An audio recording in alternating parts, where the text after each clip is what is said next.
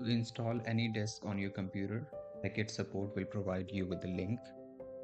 Once you open the link, it will download a file, and depending on the browser that you're using, it might look something like this. All you need to do is open that file.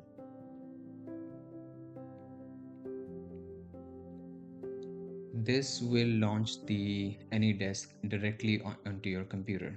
To install the AnyDesk on your device, you have to click on this option that says Install AnyDesk. Once you do that, it will show you the path that it will be installing to in case you want to make any changes. It will also give you these options. Once you check all of them, you can click on Accept and Install. It will give you a pop-up. Do you want to allow this app to make changes to your device? Select Yes.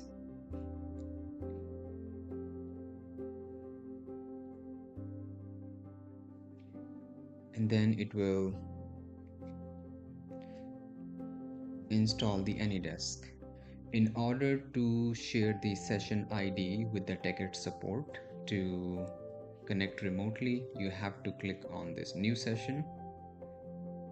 You will see your address, which has 10 digits. This is what you have to share with the TechAd Support for them to remotely connect to your computer.